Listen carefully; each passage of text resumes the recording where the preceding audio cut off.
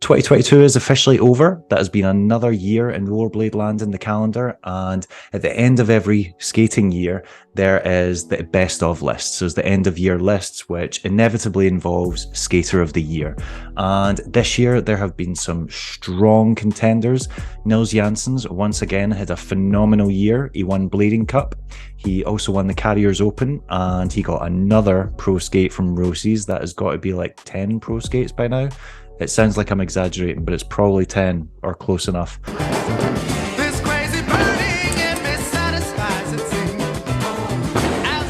And he brought out a phenomenal promo for it. Nils is just going from strength to strength. He is one of the most consistently brilliant pros every year.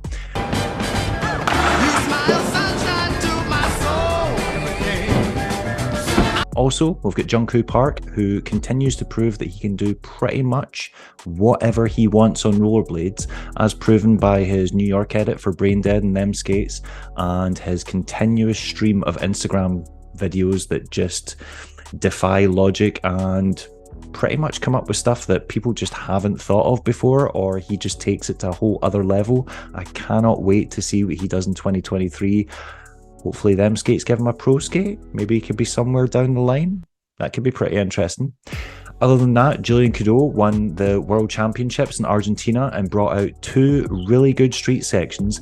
In just the space of a week, he filmed a street section in Austin, Texas, and it was really, really good. It had this alley-oop top acid down the kink, which was pretty much perfect.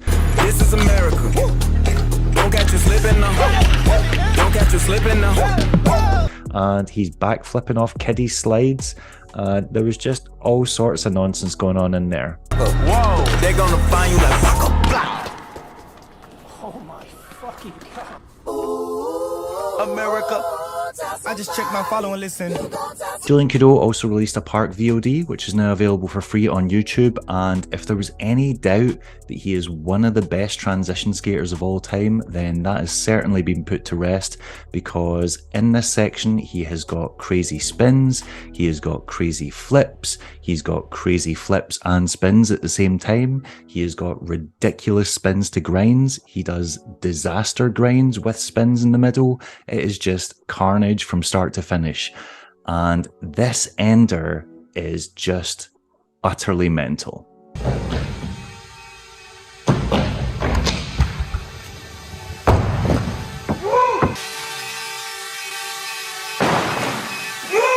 One of my personal favourites from last year was the Bay Area's Danny Malm. He's had a bunch of footage in recent Them Skates projects, but in 2022 he had a section in the full-length video Crazy Pills, which had some unbelievable skating in it. I thoroughly recommend you check it out if you haven't already. It's on YouTube. And he also dropped a part for Them Skates at the end of the year, which had technical skating in it, clever skating in it, and it also had a few curveballs. In one clip, he jumps over a rail to land on a tree alley-oop and then jumps back onto the handrail. And in another clip, he does a grind, transfers to wall ride, then grinds a rail. That is messed up. He also ended things by grinding one of those newspaper boxes that I didn't actually think was possible to grind.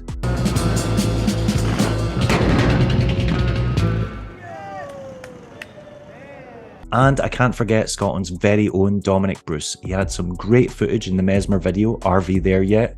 He had even better clips in Mesmer NYC Volume 1.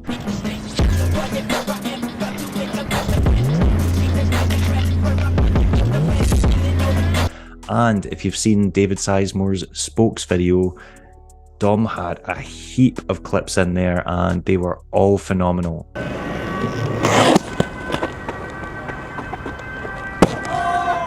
On top of that, after missing out from a pro skate with Razors, he finally got a pro skate from Mesmer, and the promo that came along with it was... I don't even know what to say about it. I've watched it so many times. It's definitely into double figures. I've definitely watched it about 20 times.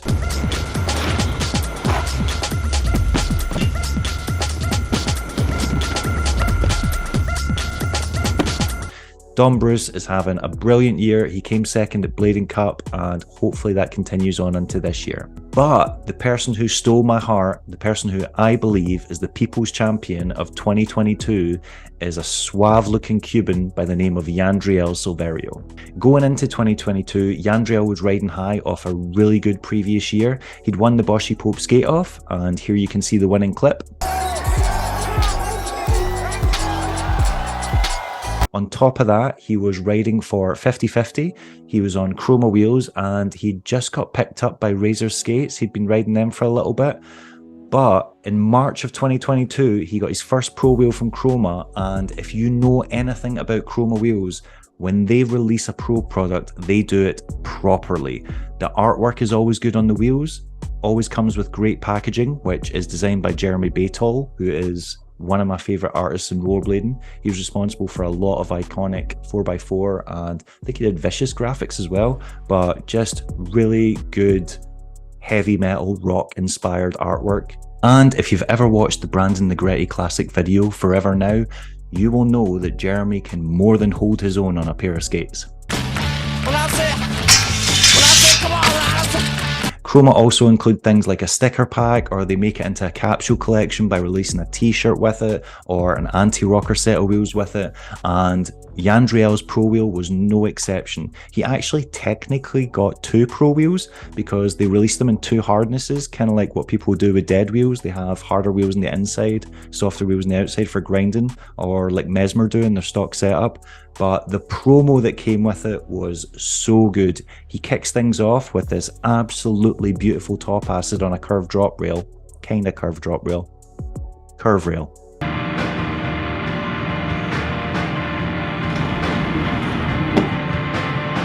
Then he just proceeded to show his technical side of his skating. What I love about Yandriel is he always brings something new to the table. If we go back a couple of years, Yandriel was pretty much an unknown entity. You'd see him in competition footage and he would really stand out because he's got quite a distinctive look. But other than that, I didn't really know that much about him. Then he dropped an introduction section for 50/50 frames and I was just blown away. I watched it a bunch of times, loved it, loved the Ender clip that he had in there.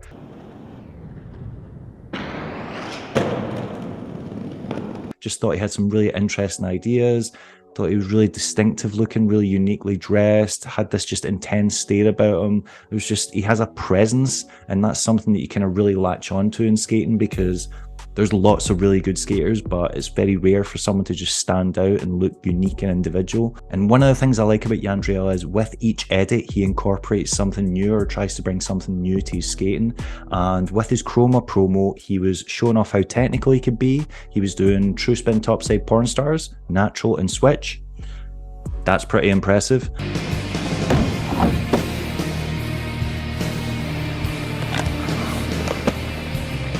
On top of that, he was doing like shuffles into and out of grinds and doing little pivots out of it, which they kind of look like a wizard move. It kind of slightly looks like a fakey lion, kind of.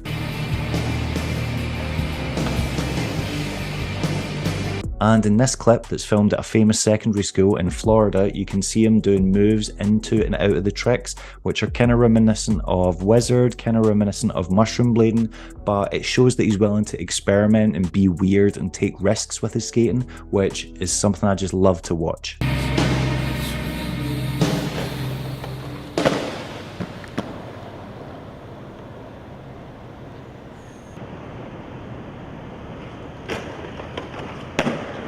Yandriel's skating was so good in resonance that even John Bellino was impressed.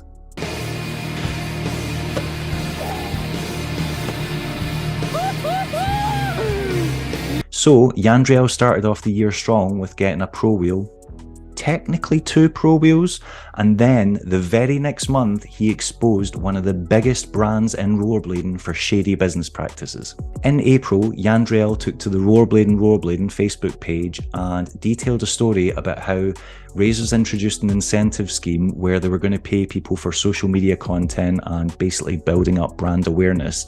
And they outlined this detailed plan, they emailed it round to riders, so it was a legally binding agreement because it was in writing.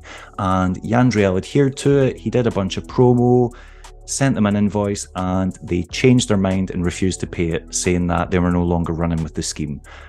Unfortunately, you cannot decide to do that after you've already introduced it, someone's already put in the work and invoiced you, because you have a contract with them. Now, I'm not going to go into it in too much detail because you know that I don't like rollerblading drama. Long story short, Razors owed Yandriel over $1,000 and refused to pay him, so he quit and decided to publicly out them. And needless to say, after he posted on that Facebook group, people went apeshit. So go ahead, go nuts, go ape. And the general consensus was that everybody was angry with Razors.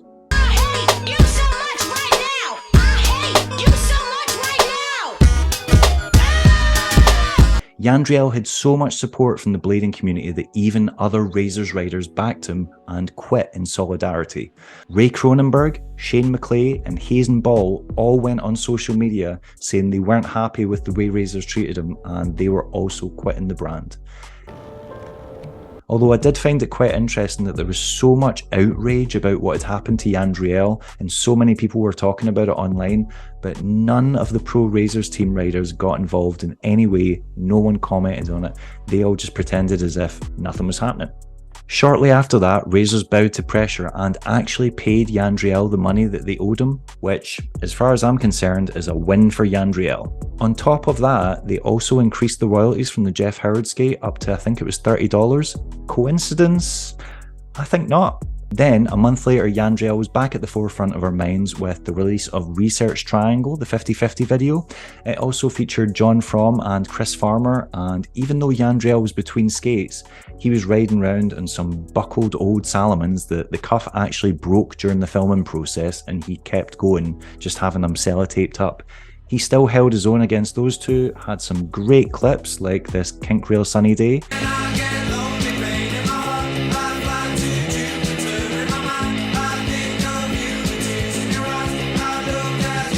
He also had some nice clips on this curve ledge. And this half cab fish brain was absolutely perfect.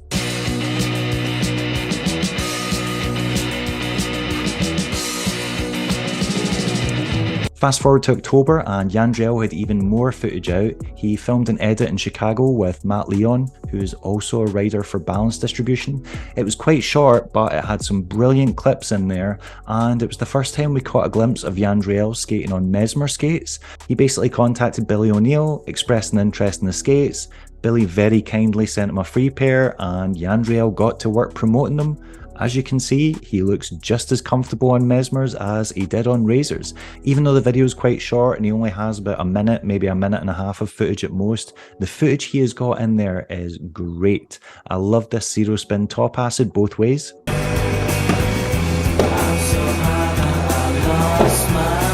This true spin fish brain was not bad either.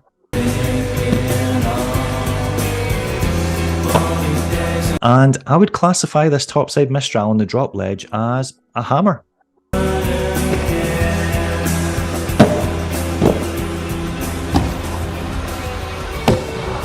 To round off the year in style, 50/50 announced that Yandriel Silverio will be getting a pro frame. On top of that, he also got a new pro wheel from Chroma, which again came in two different hardnesses. So essentially, Yandriel got two pro wheels at the start of the year in orange. Then in December got a pro frame and got two pro wheels in different hardnesses in blue. So that's 4 pro wheels and a pro frame by my count, all in the same year. As always, Chroma came through with all the bells and whistles. The packaging looked great, came with a sticker pack. I'm pretty sure it came with an accompanying t-shirt. I might be wrong about that, but it did come with an accompanying promo where Yandriel once again went from strength to strength, and I think he improved on the promo that he released at the start of the year. He kicked off proceedings with a true spin topside pornstar on what appears to be the same spot that he did the topside Mistral on. It looks like it's just a little bit along from it. So he essentially one-upped himself from the previous edit on the same spot.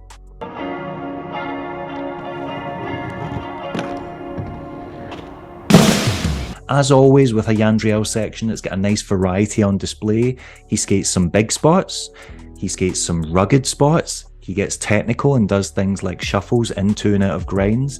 He also finds a way of taking a spot that's no longer meant to be skated because it's capped, and just uses the caps to make the trick even more interesting, from hopping to the rail to the ledge.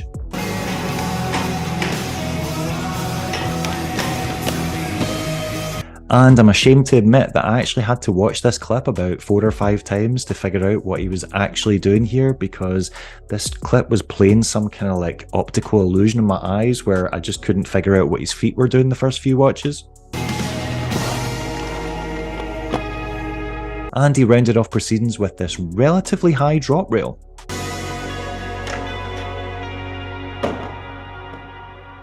I found it quite funny that one of the similarities I found in both of Yandriel's Pro Wheel promos is that both of them include a brick ledge.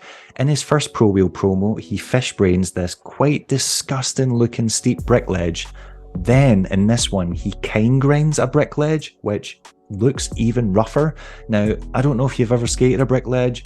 I have, and they do one of two things. They either tear the crap out of your skates, or they absolutely mutilate your skin, or if you're me, they do both at the same time. One thing that I love about Yandriel's edits is he just shows so much passion, and he's basically his own hype man. In the first one, he lands that fish brain and he is just screaming the place down.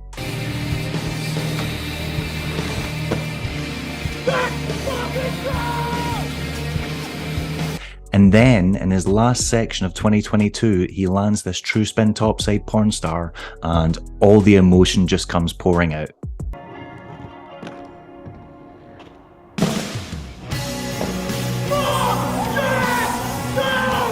That is the kind of infectious excitement that you need at a session. That is the guy that is going to get you pumped, because you're going to be like, he's ready to go, I'm ready to go, let's do this.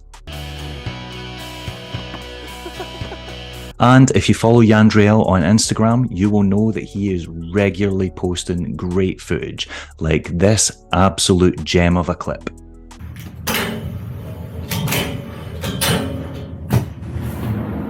So, to round things off, in the space of a year, Yandriel dropped 2 promos, he featured in 2 other videos, he came second at Windy City Riot, and he took on one of the biggest brands in rollerblading, won, and got the money that was owed to him.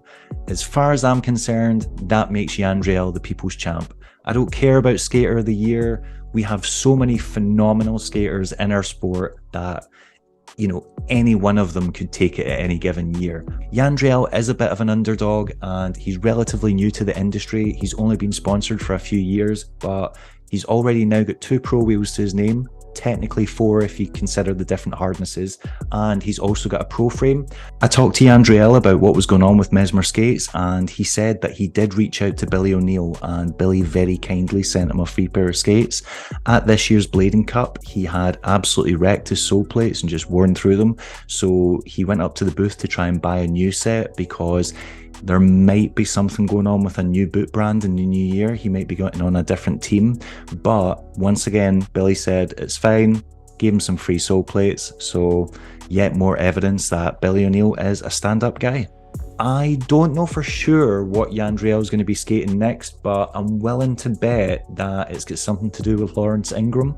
Lawrence is starting his own boot company. He's teased it a couple of times, I think, on Gear Talk. I'll try and find the clip, and I would be pretty certain that that's where Yandriel would go. He seems quite a loyal person, so if you treat him well, he'll stay, you know, he'll stick by you. And Lawrence has treated him well. He's given him the 2 Pro Wheels and the Pro Frame, so it's not unreasonable to think that, you know, he'll stay with them, get on the boot sponsor, and perhaps in time, maybe even get a pro skate from them. Either way, I love Yandriel. He's, you know, such a unique character, very distinctive. He's just got something about him. I love the way he kind of dresses, like he's in Miami Vice with like his chinos and like the tucked in t-shirt, and he just looks a bit suave. He looks like he's on his way to like a Cuban dance club or something, and he's just got so much passion. When I interviewed him on Platform, he was the loveliest, sweetest, funniest guy, really intelligent, and when he was on Jumpstreet Podcast, you could just hear how determined he was to make it. he's already doing really well in his career. I think the last time I spoke to him, he was doing like a postgrad or a master's or something in engineering. He's an intelligent guy. He can go off and do the career thing if he wants, but he's sticking and bleeding just because he's so just involved. He's so immersed in the sport, and we need people like that. We need passionate people like that who are here because they want to be, not because, they're hoping to somehow make money off it or whatever. Yandriel knows that a career is the way to go for that. He is in this because he loves it and because he wants it. And I just think that's really inspiring. And I really hope that we see even more from him this year because, like I said, I feel like he's a bit of an underdog. I feel like he's the people's champ and I'm rooting for him. But what do I know? Let me know what you think in the comments. Once again, I want to thank my Patreon supporters. They are listed on the screen now. You can join the Patreon for as little as £3 a month. You'd be doing me a massive favour. I've got loads of Patreon exclusive content on there, like videos, ramblings, making fun of people in the industry, the usual. So yeah, get involved. One last thing before I go. I know you're probably sick of me rabbiting on already, but it's just been announced that Yandriel will be attending this year's Winter Clash. So if you're also going to the event, you'll be able to see him in the flesh. And hopefully he's going to be hanging around a little bit, either before or after the event. And who knows, he might even be able to film some street footage in Europe.